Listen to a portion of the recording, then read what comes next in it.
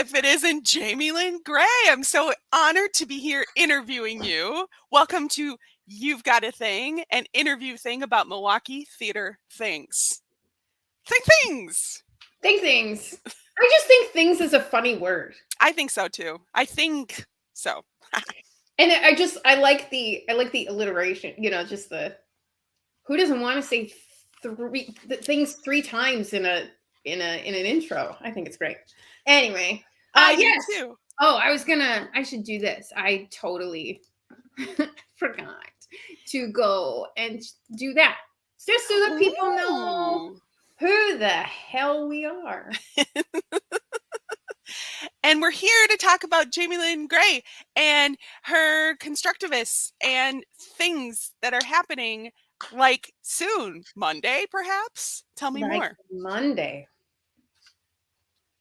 I just want to note too that we're last week. If you want to go back and watch last week, go back in time machine. I interviewed Lisa, and so I think this is the first time that it ever happened where it's just a complete like swapsies, because the premise of this thing is supposed to be like last week host next, the guest of last week host next week. So we got it a couple times this season, but there's always next season, and hopefully we can get the whole shebang of what is that, telephone? Is there any other paper chain? Something where make new friends, keep the old. Pass it along. And that way I don't have to like run tech and do things at the same time. But you're doing great. I mean, you look great doing it. Thank you. It's just, we need more people. We need more people to do the advocacy thing, which is something that we talk about later in the program. Yeah. So, if you're doing theater things, contact Jaimelyn, and you too could be on You've Got a Thing, and then you could talk about your thing, and then you could ask other people about their things and be a part of the paper chain of friendship and art. Yeah, because I just think that it's important that patrons know more about all of the things happening in Milwaukee, because so many of us have such tiny budgets that we can't necessarily, put up a stinking billboard or put our name on the bus, which I've checked the cost of that. That's a lot of money. So it's just reach out to the Theater Alliance, and we'll get you hooked up, and just want to talk about all the things. Marvelous. So the Constructivists have closed your full season, and sort of. What's next? Well, I do prefer to do this, the reading that's coming up on Monday. I do prefer to do it in the middle of the season. So originally we had this planned for January, but then Omicron decided to come and destroy all of our lives. And I really, really wanted to do this in person. And that was just a time period of where people were so freaked out again that we just couldn't do it. So we put it off. And I really didn't know if we were going to be able to make it happen this year. And so once we closed Babel, we went, okay, let's do this thing. And it was really just like, I just sort of went to the team. What if we do the reading before we do the season announcement? And so you still have secrets up your sleeves. Oh, all the secrets. I'm a nerd about that. Like, I don't like surprises, but I know that other people do. And I like that. I like the thing. It makes me feel, I don't know. It just makes me giddy. It's just, and there's so many things that make me giddy anymore. Just the one thing. So you've been crafting something, and then you get to like reveal it. So that's fun. Because as you know, the process of picking plays can be so intense and long and hard, twisty. and all the things and getting rejected and like all the things. But you don't know right away if you're rejected. It takes months sometimes, and then just no response. And you're thinking, I thought I had a plan, and now do I? I don't know. Yeah, you go through the meetings and you're like, this is our season. And then the rights companies go, No, thank you. actually, no. Yeah. So but we're gonna do the things back to back then. And one of the So the reading and then season announcement. Yes. yes, one right after the other. The process of, we call it the under construction play development series. I get it, because you're the constructivist. I get it. It's cool. Nerd. The whole idea is to give a playwright, it's just at this point, again, because of all the management things, it's one playwright a season, and it's whatever they need out of the process. But the idea is to choose a playwright and then pair them with a director, actors, and a playwriting sort of mentor, somebody to get feedback off of, to whatever the next step in their process is. If it's hearing it out loud for the first time, great. If it's you want a final draft, great. So we'll do that for you. But it's about it. We try to do like a 3-week process and multiple rehearsals, and if they need to do multiple drafts and whatever. So that's on them. Yeah. Renaissance does something really similar with our Brink. We do 2 plays in a series, and then there's a public reading after workshops and working on what the playwright needs. It's not about what the production, not trying to produce it like we normally do, produce a play. We're trying to support the playwright. So awesome. Yeah. Every company has their own mission and style, and so ours, for people who don't know, it's dark, largely funny, really like kick you in the gut kind of things. And so one of the plays that was submitted was from Brittany Curran, who's a local playwright, likes to be called B. So B sent us this play called Garage Play, and it's very in the constructivist vein. Come and watch it, or watch it online, and you'll be like, oh yeah. If you know our stuff, you'll be like, yeah, that's that's the thing. And so when B came in and has had this play read in playwriting circles in Milwaukee, and so had really been far into the process already. I actually have never asked, and I can't ask B now because B is on vacation. Bless them. That some people do that. And if this was the first time that it was with a director and sort of a playwriting mentor and that sort of process, but I'll ask them on Monday when they come back from vacation. Yeah. And so this piece takes place in the garage, in a garage of Alex, and Alex finds Dev in their garage because Alex left their garage door open, because why not? Some people do that. And it's a conversation between the two of them that deals with a hefty subject.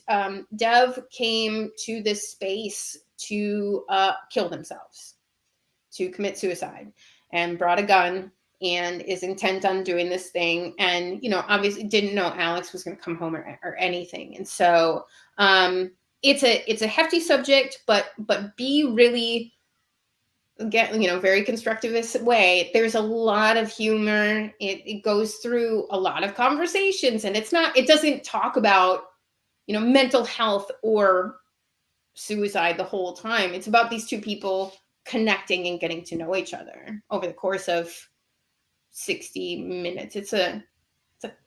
We like those. I like those quick ones. Yeah, that's great.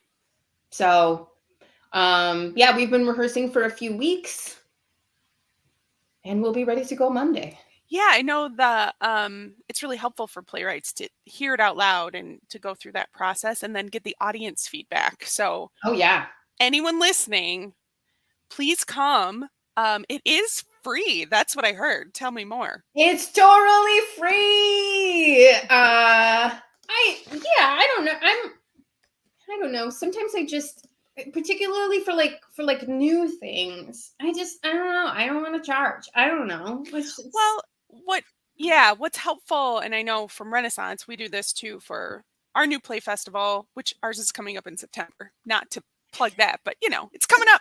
Do you always do it in September? We try to, Yeah. COVID notwithstanding, but Yeah. yeah, we try to do it in September. We do a donation at the door, in lieu of a ticket, and I would encourage anyone who can come see the play read. It's really exciting to see fresh new work and have the playwright there and kind of be a part of the process and see how things come together. I think it's fascinating. And please make a donation because your donations make the work constructivists do possible. And that, that's really true. Every dollar you donate really lets them do one more thing. And we pay our artists a small stipend. It's not anything magical, but I mean, really, your money from donation would go like right back to the artist, because that's it's never what we would want it to be, but at least we can buy you groceries or something like that, just for for your time, and just a big thank you. And theaters of any size in Milwaukee help artists develop, help keep artists in town, help keep ideas going, so it's an ecosystem. So please support it on every level. And the reading is this coming Monday, the 23rd at 7 p.m., correct? Yeah, doors will open at 6:30. Yeah, get there early. Pick your seat. I'll talk to you. Yeah. With a mask on. That's right. We are gonna do masks, just because I think the COVID status in Milwaukee is still medium. It is, yeah. And so so we'll be in the Broadway Theater Center in the studio space. 158 North Broadway in the 3rd Ward. Yes. That's exactly right. And we are going to keep the amount of people in there to 50 people, which is about a half house. And right now we're at about 25. So please RSVP. Yeah, we're asking for people to register for sure. But it is free. But you should donate. You could do it. Yeah. Yeah, it goes. I'm serious. Like that'll pay for the people reading and the playwright for sure. Well, marvelous. Yeah. Yeah, really interesting play. I'm excited for people to hear this one. I'm really trying to, because dark comedy is such a white male dominated form. I really want to help get more voices of female and get some diversity in diverse artists involved in that genre, because it's hard. I mean, even we have a 2-play season, and it's super hard to find 2 pieces. We locked out this past year, but it's very hard to find 2 plays, because we dedicate ourselves to at least one female playwright, and it's hard. Yeah, but helping to develop new work brings more plays, into the realm of possibility, so people can choose those to produce. So thanks for your help. Trying. Making the world better. Trying. Yeah. Trying. Yeah, and I think we're doing masks as well. Yeah. I just think it's a good idea right now. Well, you all have this is a one-night event. Like, not to say like, they can go ahead and get COVID. That's not what I'm saying. but you have a one-person show.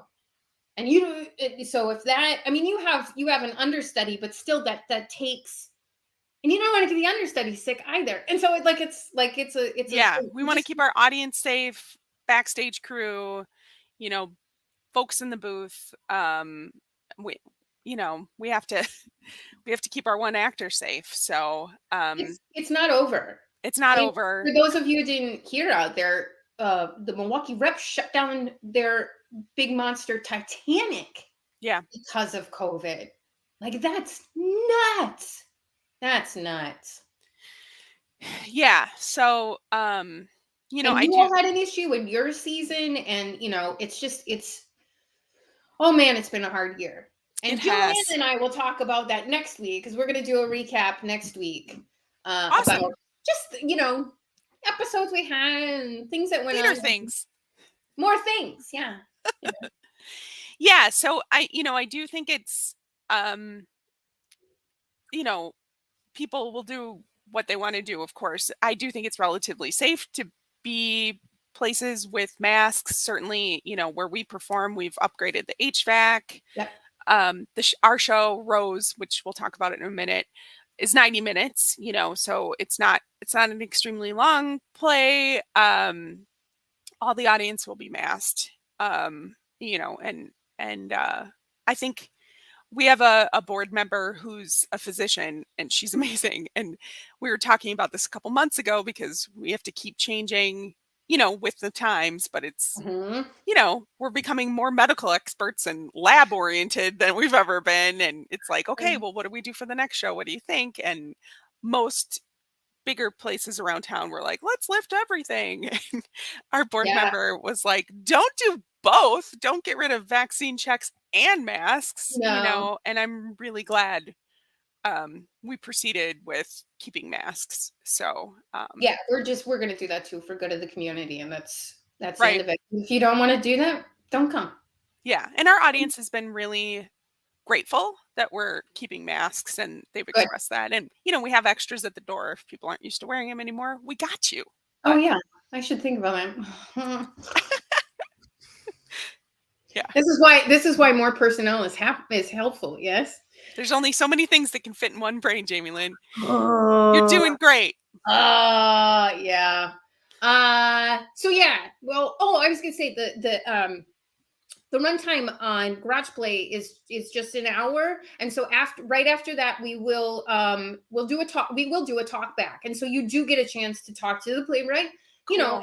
and give some input. They might not listen. Don't be offended if they don't put your remark into the play. Yeah.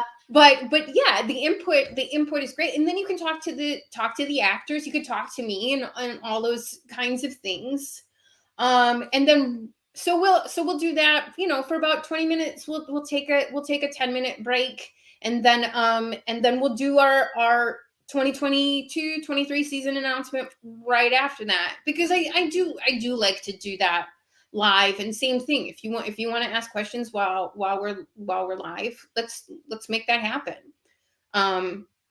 Also, we will be streaming the event. So when you go to register, you can actually sign up for in-person or virtual. Wow, and cool. Yeah. And then Monday, I mean, it's easy when you don't have to apply for rights, right?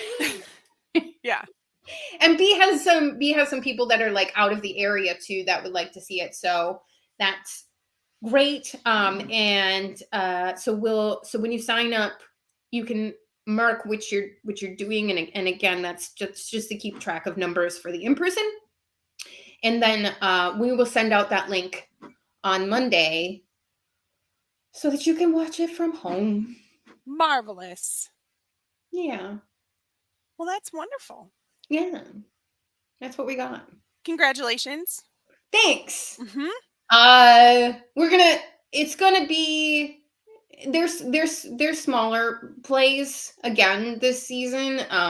What did we have this season? I think it was 4-person and 4-person. It's pretty big. Yeah. Like for these times. Yeah. For Wink, we had my couch for my office as the like those. Anybody who's in theater really knows what that's like. Anybody who started out on like the really small theater thing knows you use your own clothing a lot of the time. Oh yeah. You, I just remember like years back, used my mother-in-law's couch because she went back to Poland, so she didn't need it anymore. That's a good couch story. Yeah. We just Susan and I we had to switch our season really quick, and Yeah. we ended up without getting a props person in time, like a props artisan. So Susan was the props person and I was assistant. So that was pretty funny. Steam cleaning a settee in the middle of the night, and it's hilarious. You do what it takes to get done, and That's right. And that's it. So yeah, there'll be smaller pieces. I will say that the one in the fall is really sneak preview. Really funny. It's like really funny. It's a dark comedy. No. It's actually one that I've been sitting on for a really long time, from a playwright that I like a lot of his work. And so but this one in particular, I've said this before. I was also a political science major, so I have always that monster in the back of my head that's like politically oriented, a lot of social justice things. It's just like sit there. So it was really important to me. I don't know how many people do this in the theater world, but it was really important for me to do this play around midterms. Oh. Mm-hmm. Midterms are coming up in the fall, and it's not like I'm going, oh, you're going to watch this play and then you're going to vote differently. But this play in particular, I feel like, I hope that it offers some relief from that craziness, because politics are getting so much crazier and crazier, that people will be able to come and watch it and laugh. So it's 4-person playwright I've been watching for a while, politically leaning, funny. Mm-hmm. And then the one in the spring is a 2-person, because I'm a nerd about 2-person plays. And it's a father and daughter, and really less funny. Really less funny. I think it's probably the most dramatic piece that we've done since our other 2-person play back in before pandemic, whatever that was, when we were in the Underground Collaborative, and that was more of a drama. The people we had in it were funny, so they made it more funny. But it's closer to straight drama. There are funny aspects to it, but so that's it, and we'll announce what they are on the Monday. Wonderful. Wonderful. So yeah, so you can go to our website, www.theconstructivists, that's an IVISTS.org, and it'll lead you through all the things. But yeah, we do ask that you register for the reading. Yes. Excellent. / season announcement. Yeah. Mm-hmm. Mm-hmm. Mm-hmm. And then we will be like done.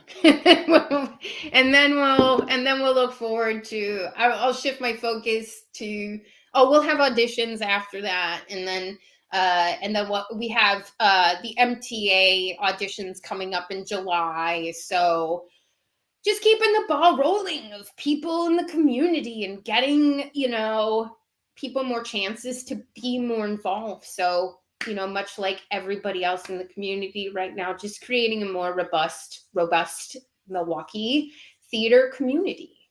Wonderful. So with that, what a transition. Let's see what else is going on in the community, shall we? What do we have behind door number 1? Behind door number 1, we have Good job teching, by the way. Oh, thank you. Thank Mhm. you so much. Oh. We just want to say happy opening to Skylight Music Theatre, who is opening The Hunchback of Notre Dame. With the guy from Styx. Do you know what's funny? Oh my gosh! So I was in the BTC yesterday because we were working out the streaming thing and doing like just doing a tech test and all the things. Yeah. And I walk out to the lobby and because I had to use the restroom. And there's an older guy there, like standing there's the two doors by the elevator by the studio. And he's like standing in there and he like gets my attention. And so I open the door and I'm like, hello. And he's got his arm in a sling, all these things. And he's just like, I'm trying to get a hold of Michael Unger. I've got a check for him, and I forgot to give him this check. And I was like, oh, okay. Do you want me to, hold on to it, or whatever? And he's like, can you call him? And I was like, I don't have my phone on me, but he was insistent on it. And so I ran back to the theater. I do have Michael Unger's phone number because, hello, we're working in that theater. He's a board member of the MTA, all the things. And so I called him and he's like in tech hell. And he's like, hello. And it's like, I've got a dentist here who has a check for you or something. And he's like, yeah, I'll be there in 1 second. So I go use the restroom and I come back out, and then Unger was gonna run into the theater, and he's like, so and he says something, and I can't understand what he said because we're both masked, and I can't understand what he's saying, and he's like, what? And I'm like, what? And he goes, sticks, Mr. Roboto. And I was like, yeah, and he's like, that's Dennis DeYoung. And I was like, well, he just said his name was Dennis. He didn't say Dennis DeYoung. From Styx. Yeah. And what was funny about it in my brain afterwards was because he was an older gentleman, he's got to be like 60s, 70s. And I'm, so messed up about my own age now that you're like, well, he's not a young guy. Of course he's not a young guy because he's a young guy in 1980 and it's now 2022. You dumbass. That's what happens, I guess. Oh, when the years pass. That's my Dennis DeYoung. I met the guy from Styx for a nanosecond. Because he had to go to the bathroom. Going to the bathroom. So happy openings. Happy opening. It sounds really cool. I hope everyone goes who can and enjoys it. Yeah, the thing is that this is a new version of this thing, not Dennis DeYoung put together. I guess it from what I hear, it's like his baby, it. Mm-hmm. his thing. And so, if you don't know The Hunchback, it's about the Hunchback and falls in love with Esmeralda and, this whole thing. And so, but it's going to be a Styx influenced score and things like that, directed by Michael Unger. And I guess Michael Unger has been really interested in this project for like years and years and years and years. And so you can go to skylightmusictheatre.org to make that happen if you want to check that out. And then also, happy opening, Renaissance Theaterworks. Why, thank you. I gotta ask. So you have May 20th listed on there. Are you opening tonight, or is it tonight's preview? Okay, but you got to put all the dates on there, or So tonight at 7:30 is our first preview. We've got a pretty good house. I saw bits of it last night. This play is so stunning and affecting.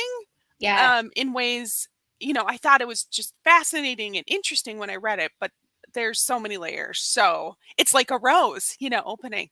Not an onion, in a rose. I see what you did there. It's really beautiful. And has so many, the story of the Kennedys, because this is about Rose Fitzgerald Kennedy, the matriarch, has so many fingers into where we are as America today, from the Civil Rights Act to gun safety to healthcare to space travel. It's so strange to see it all tied together. And part of the story, and I'm not giving too much away, is that Rose gave birth during the 1918 pandemic to Rosemary, her daughter. And Rosemary suffered brain damage because Rose had to hold her in because the doctor was busy with the pandemic. So unexpected connections, all over the place. So yeah, it's amazing. Come see it. Let's talk about it. I can't wait. And like I said, if you want to get like the full conversation on that, Lisa was here last week and we focused on Rose last week. So yes, thank you. That was lovely. The YouTube page, the MTA Facebook page, and get like the full discussion on that. But what an epic life. And this performance is virtuosic. Linda Ryder won the Jeff Award in Chicago for this. I know I mentioned it last week, but it's if you love theater, don't miss this. I mean, really. I know everything's like, come, don't miss it, but really don't miss this. Or politics or the Kennedy family or any of those things. Yeah. Yeah. So people can go to r-t-w.com to buy their tickets. You can also call the box office at 278-0765. That's 414-278-0765. And that we now perform at our new home at 255 South Water Street, which is also the home of Next Act Theater. And in the next couple days, we're having our logo and Next Act's logo painted by the front door, so you can see that happen mural style. Not quite Giannis, but we're very excited. So give a Bucks plug there. Nice. Yeah. Nice work. Murals are cool. Nice work. That's exciting. Yay. So now we can see all of you. Yay. Awesome. Next we have a closing tomorrow, Windfall, Light in the Piazza. They're closing that show, which is a musical based on the novella by Elizabeth Spencer, and a young Italian man, Fabrizio, falls in love with Clara in Italy, and Clara had suffered trauma in her childhood, and so it's her mother is concerned about this relationship and falling in love the first time and all those kinds of things. And so if you want to catch that before it ends, that's windfalltheatre.com. And they are at the Lutheran. You can find it on the website. I didn't write it down. I'm very excited because we have a new MTA member who just jumped on board for this next season. This is Forte Theater Company.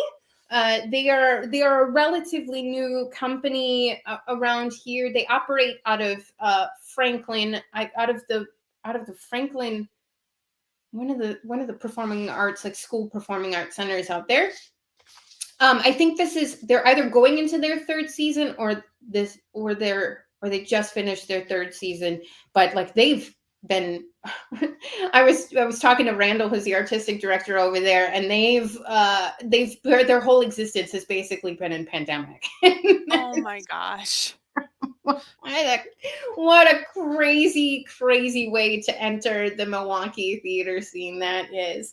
And so their mission is to, he talked to me about this, that they do want to incorporate professional contracts into this company. Same as the Constructivists. I would love to at least offer a couple, equity contracts a year, again, in that thing of keeping people working and keeping people in the area. And, again, a lot of that is about money and, us being better advocates and talking to our state governments. But those contracts, when you're dealing with equity contracts, this, Lisa, that there is a standard of how much you have to pay those people. And if you don't have the finances for that, it's just not going to happen. Right. So, but that's their goal over there. And yeah, they are out in Franklin. The way that the Milwaukee Theater Alliance membership works is that you, as a company in the greater Milwaukee area, you have to perform at least one show in Milwaukee County. We are a Milwaukee-based organization, and so Franklin is in Milwaukee County, so they're fine. Like Village Playhouse is out in West Dallas. They just performed at Interchange, which is the old In Tandem space, and so we want to make Milwaukee arts accessible, and so that's how the membership works. So welcome to them. They Welcome already to the have party. What's that? Welcome to the party, Forte. Yeah. They're gonna have auditions coming up in June, like the 20th and 21st. You can go to the website to check more of that out, and that's fortetheatrecompany.org. So go and see those new members. We also just put up our individual artists. We're rolling forward with this. We're still sort of in a trial period that we're working off of since last season, and so we had our MTA meet and greet, and we focused on the individual membership, and so these are our. Kanita was one of our people last year who was going with this, so she's going to help us expand upon this new effort. Amanda J. Hull. So Kanita's on the board. Amanda's on the board already. Nicole McCarty, who was in Babel. She just finished Exit Pursued by Bear out there at Sunstone, and really just is all over the place. She's super talented, worked with Milwaukee Opera Theater, and so she came on board. And then Nate Press, who I have a newspaper clipping of me and Nate from like 2008 or something like that. Aww, We did the Young Playwrights Festival at Chamber back in like 2008. I don't even think he knows this. I don't think we talked about that, but he's a huge constructivist supporter too, and so he's jumped on board. He's been in Milwaukee, and be on the Milwaukee stages forever. So, but the MTA individual artist membership is about promoting individual artists and helping them to be better advocates for themselves, through like the Milwaukee theater standards and those types of things. And so we really hope to develop this program. They get to be voting members for the MTA and give their input that way. And so I'm very excited to be moving forward with this. I'm actually going to join as an individual artist as well, because I am, an actor, director, producer person. And I do hope to someday, once we've got the Constructivists in a good space, like go and work for other companies. And so I do feel like the membership is something that I want to invest in as well. So amazing. Those people. I do have to mention Imagine MKE. They give us this platform to do this program on. Thank them so much. I did get word though that which I'm very sad about, that Mac Antigua, who is a long time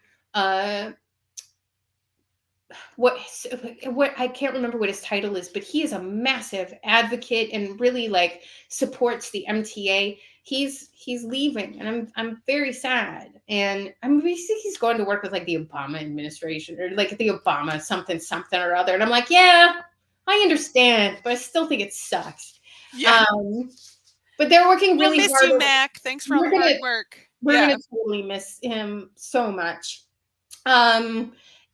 They are a really great advocacy organization. They can help you be a better advocate. You just have to go to imaginemke.org, and they will give you all the resources. And we need you. We need patrons and artists to be better advocates. It's really the only way that we're going to be able to hire more people and we've talked about this before, and Imagine MKE is doing a great job of messaging about this and, helping other people realize the problem so we can all message about it, because that's how democracy works. We got to all speak up. It can't just be one or two here and there, or a group. Like a group can't just handle it. We're all voters. We've got to all speak up. But Wisconsin is dead last in funding for the arts among states. Well, it's dead last of those that still give state arts funding. Yeah. So we're 49th because I think Arizona's So nothing. who Yeah. went to zero? What a great space that is to work in as an artist. Yeah. My set designer lives there, and then she works like for the biggest company in Phoenix, but whatever. But yeah, so we're awful. We're awful, and we're We right can next do door better. we're right next door to the number one funded state, which is Minnesota. So Right. like, feel sad, Wisconsin people. We can do better. Yeah. So, And we can speak up and we can make it happen. which is what we are trying to do. Yes. Yeah. And then the last but certainly not least, it's I just want to remind people it's Asian American and Pacific Islander Heritage Month. What a beautiful graphic. I borrowed it. It's so pretty. I borrowed it. Good job. Thanks, internet. Yeah. It was free, so okay. But this is through May. May is. I encourage you to go to asianpacificheritage.gov. They've got what they're calling a care package, and it's filled with short films and poems and music and all those cultural things that this community has given to us and provided for us. And so I encourage you to do that. It's also Jewish American Heritage Month, and same thing. If you go to jewishheritagemonth.gov, you can see their contributions to the United States of America. So that's also in May. So those are beautiful things. Thank you, Asian Americans and Pacific Island Americans and Jewish Americans. We love you all. It's just important to put if we really are going to, particularly in theater, really going to do our part to be a more diverse community. It's important to amplify the voices of different cultures and different peoples, I think. Yeah, we need all of us. Yeah. So that's all I got. That's great. You did great. Okay. I learned a lot. It was fun. I tried. Thank you. Try. And go and see Rose. Please. Go and see Hunchback. Yes. I'm really gonna work on next year, because we tried to do that this year, where because Wink was such a short show, we tried so hard, and it was only the evil overlords that stopped us from doing this. We had the potential to do a double header, because we had our industry nights on the same day, where they literally could have gone to see. It was actually at the time, wasn't it? Mm-hmm. They could go to the next act, RTW Space, to see, actually walk across the bridge. It's 5 minutes. It's 5 minutes. We were going to start Wink at 9:15 p.m. because it's only an hour, and people were going to be able to be home at 10:15. We're going to work it out. We're going to work it out next year. I really, it's so important to me to normalize going and seeing multiple shows, making it more affordable, which also needs state funding and all those types of things. Get out of your house. Yeah. I like Netflix too. I like my Marvel on the Disney Plus thing. Like I like that stuff too, but let's make room for community and make room for the arts. Right, because that's how you're surprised. I mean, just seeing people, in the lobby masked, but, in the lobby, in the office building again, now that more of us are returning, you never know what's going to happen or what conversation is going to happen or how you're going to connect with people. Remember that. Remember surprises and chance meetings and connecting. Let's do it.